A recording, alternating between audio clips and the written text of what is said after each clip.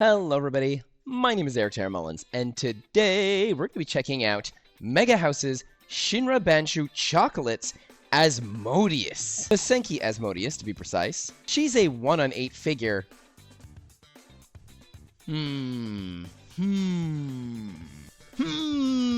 There's just no way. This is definitely more 1/7 sizing, unless this character in particular from this chocolate collectible card game is massive. She definitely looks better on a 1/7 shelf than a 1/8. I am pretty obsessed with this figure, so I'm going to try and be as objective as possible today.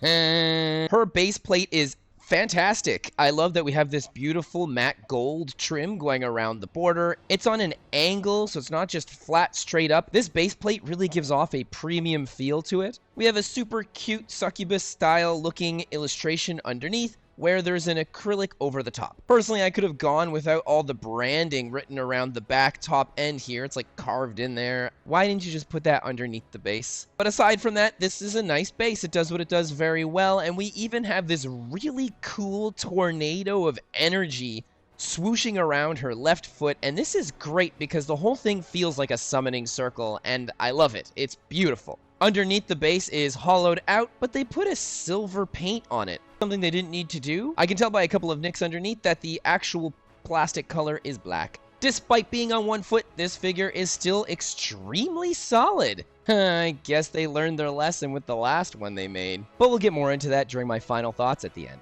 This energy swirl is beautiful, lovely pink colors that slowly gradient to a more clear as we get to the tips. She's completely constructed as you take her out of the box, so there's no instructions required. Her boots are gorgeous. I love them. They're so cute. They seem like they'd be simple. However, Mega House put a lot of work into this, which is evident by the fact that they put treads at the bottom of the soles of the shoe. Why is that so hard for so many companies? I understand that there's a lot of slick-soled shoes out there. I'm just saying it's nice when they put a little bit of work in this regard. The shoes are done with a metallic bluish purple, where they're then shaded all over the place with a darker color. And her legs do look like they fit into these boots pretty well. Getting into her cute pinkish thigh highs, we have this lovely design going all across them, and this is actually indented and carved into the sculpt work. The curve we get on her left leg is very defined, I'd say cartoonishly bent in, and this looks really lovely because this whole figure has a real old school cartoon vibe with her anatomy. Lovely gold trim along the top of these thigh highs, where we then get into her skin. I've been waiting for this. Monster curls. I talk about them all the time on this channel, and for real, we're always getting boring human skin. I will take anything over boring human skin. Blue here, beautiful. Beautiful. It's so lovely. It looks so good. We have some nice shading. We have lovely darker shades of blue, while we get lighter, somewhat warmer highlights here and there. The whole thing is just so awesome. Her behind is so incredibly well sculpted, and it goes into these booty shorts that are just so incredibly form-fitting. The sculptor spared no expense and time here, carving things out to near perfection. That again, it really calls back to that cartoonish kind of style and vibe. The whole anatomy really makes me think of Bruce Timm's style of artwork back in the day during the Batman animated series run. Superman, Justice League Unlimited. I'm going off topic. Her booty shorts are lovely, done with the same coloration as we get on her boots. We have a couple of line work here and there. Along the back, we actually have some folds in the fabric that pop outwards, showing that it really loosens up near the top, as it almost appears as though the fly is zipped open here and not buttoned shut. But it has no zipper and it has no button. This is just the effect it's giving off. And what seems to be holding everything in place here is her little makeshift belt. A couple of red ropes spinning around with a beautiful infinity design on the front in a matte gold, which matches up with the trim along her thigh highs and that of the base. A perfectly lovely, coherent figure. We get these nice little padding designs along the sides that seem to have her swords clipped into them. And this padding is really lovely. The purple and gold trim here is a nice callback that we have on her thigh highs. The swords are very cool. They have this metallic blood red kind of coloration to them. A little bit of gold here and there. The amount of paint apps that we have on here are very simple, but it does an effective job as it continues to give it that simplistic cartoony vibe. Shooting out of these short shorts is this lovely tail. It really pops out, spins around, and has so much personality to it. I'm just very pleased with it. It's a gorgeous tail. It has your eye moving all around the figure, looking at her from the front, side, the back. It doesn't matter. This tail looks good in every angle, and it really works well with her. And so the only appendage protruding from her back, we also have her wings, and these are, wow, lovely. Look how much personality is in this whole figure. The wings do a lot to tell that. It's like when you have like a pet animal at home, like a cat or a dog, and their tail's always kind of just doing its own thing. You seem to have that all over this figure, and the wings are no exception, with them moving around in a way that would feel like maybe she's moving her weight in certain directions. It's so cute, and I love how we have this beautiful scaling effect going across them, a lovely bone talon at the end, and that's not all. On the inside, we get a metallic dark red, and it really works well with the red that we see on her weapons and the ribbon on her head. Her back itself has this gorgeous, strong, defined spine, cute little shoulder blades, and they do a really good job here with their shading. The blue is just so pretty here, yet, I mean, come on. I think that one of the main things a lot of people are going to notice on this figure is her stomach. This stomach is very well sculpted, and the coloration on it is beautiful. She looks fit, but at the same time, very soft. And despite seeing her stomach from the front and having a beautiful hourglass shape, when you look at it from the side, it's extremely thin. And this, again, goes with the whole old school cartoonish animation. It's so thin that it's just not possible. It doesn't make any sense, but everything about this figure doesn't make any sense. She's a crazy, awesome blue demoness. And even then, I'm not asking those kind of questions because we're looking at somebody's art style. This is an art style come to life, and it's so well executed. We get a cute belly button that actually goes pretty deep in there, while we get that lovely curve going down the center of her body and into her top. Personally, I think I would have had her top squeezing together just a little bit more. The way everything seems kind of separated here for her chest, I'm not super fond of it, but this is just personal preference. Some of you out there might really like this. The top is done in a pearlized white with some darker shading in a cold fashion to go with her beautiful blue skin. Then we get that reoccurring purple and gold trim that we have everywhere else on her clothing. Going up into her chest, things actually get a little bit warmer here with their highlights. It's beautiful. Again, the skin is so expertly done and fantastically diverse and different for a Monster Girl figure. I mentioned the figure part because gosh knows there's like bajillions of colored monsters out there. Am I exaggerating and saying bajillion? I'm going off topic. Her chest is bubbly, cute, well-defined, lovely darker shading here that really gets your eye to go where she wants it to go. We have some nice definition for her shoulders, then going into her sleeves. Her sleeves are poofy, cute, the shoulders go on them very nicely, and everything here is very well sculpted, nice folds and stretches in the fabric.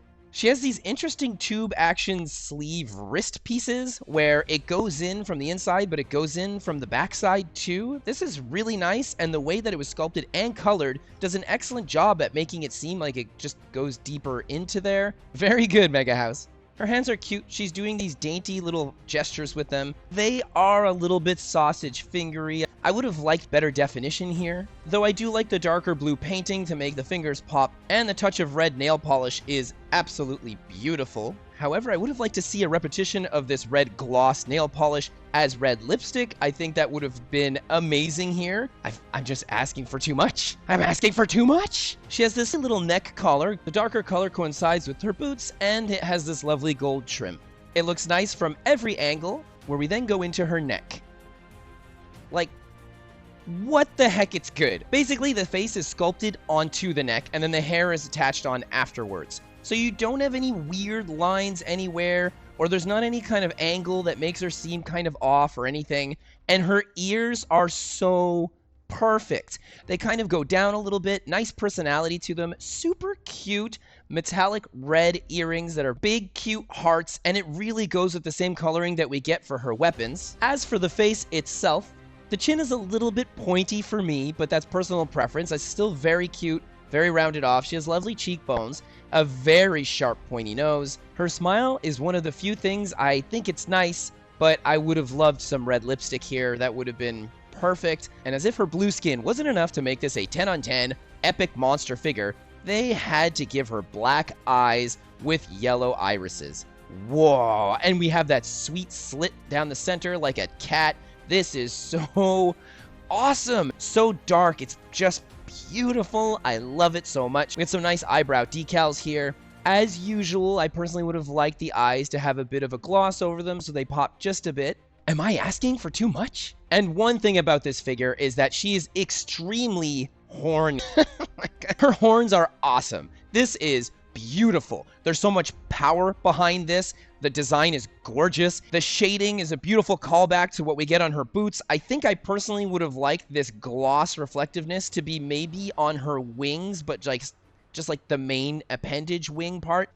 And they plug into her head very well, though it does just feel like it's plugged in there. And they seem to have tried to make the hair go around it. It's just not perfectly done, but it is perfectly done if they wanted it to look like an anime character or a cartoon. It really looks and feels like that. It's just amazing. She has this cute little ribbon along the top of her hair, and this thing too is flowing in the wind with tons of personality. And I gotta say, my one gripe with this is that it doesn't actually attach around her ponytail. I would have liked to see just a tiny little red ribbon just around there. We don't get that here. That's something they definitely should have done, especially considering the hair is so freaking awesome. Along the front, we have this thick, strong highlight, has a real glowing effect to it, which is lovely because as it gets darker near the tips, the lighter blue she has in her face really make everything pop. She has that fun little antenna that a lot of anime character designs have, only in this case it's really thick, very pronounced to go with the rest of the thick, pronounced hair she has, with everything blowing all over the place. This antenna is no joke. It's sharp. You might want to be careful. You don't want to bang into it. It looks like it could pop out pretty easily if you're not careful. The sectioning off of the plastic for the hair here is expertly done, as it's all coming out through the pulling of the hair and attachment into the ponytail in the back. It looks so good. Even the back of the hair looks good. You don't get a lot of mold lines or connection pieces here unless you really look for them. Her ponytail is gorgeous, flowing in the breeze. It has personality like everything else in this figure, and I just really love it. It looks nice. Sectioning off of the plastic here is almost not noticeable. There is a bit, but again, because there's so many strands, and the strands are decently well carved in there, it's not really an issue. Upon her release, she was going for 12,000 yen. I'll take 4. What? Okay, so it is an older figure. I mean, this was quite a few years pre-pandemic. I get it, but this is so beautiful. I think she's absolutely worth that price. And no joke, I would easily spend double that myself for her. Would I start going higher? I don't know. At that point, you might want to check out a couple other reviews, really reflect on things in your life. Can you afford to spend 3 or 4 times the price on a figure like this when there's so many other great figures out there? However, how many great figures are out there that have this level of Monster Girl? This is epic. I mean, heck, even Monster Musume doesn't do this kind of thing. Like, this is so awesome for somebody that likes the deeper end of the Monster Girl pool. A year prior to her release, there was another figure that they had come out with called Astaroth. She was going for 8,800 yen, which is a gosh darn joke considering how beautiful that statue is. But my one dilemma is that that figure is a perfect example of really bad planning. If you get that one, be sure to build a little thing at a Lego or something for her foot because she's going to lean. It's a figure known for being one of the ultimate worst in leaning. But she looks absolutely gorgeous, and I'm sure having the two side by side would be absolutely phenomenal. Maybe one day I'll get her. This whole figure, her pose and everything has so much beautiful motion to it. It looks like she's alive, and with all the tiny little doohickeys and doodads all over her, it just feels like she's got that personality to go with that expression of life that she's showing off. This is one of my favorite figures of all time.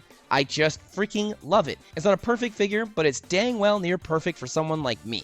Hopefully my video today helped you decide which side of the fence you're on getting this figure. Do you already have Asmodeus? Maybe you have Astaroth. For real, if you're a more hardcore Monster Girl fan, please write so down in the comments section. Monster Girl fans unite, especially this deep end of the pool like I keep calling it, because I want more of this and less of this. But I still love this. There's just so much of that available already. If you like my video just a little bit, it doesn't cost much to demonically summon that like. Perhaps a dark prayer towards the subscribe and the chiming of the notification bell will keep you notified of my future videos. It goes a crazy long way at supporting my channel, and I really appreciate it. Have an amazing rest of your day, and I'll see you next time. Bye! It almost looks like she could come right out of Disgaea. There's so many things, this bubbly, cute, over-the-top, lovely, colored. The colors and breaks and textures.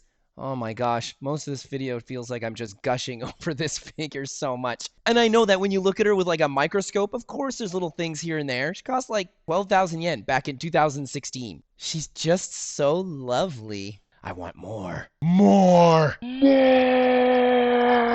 Please?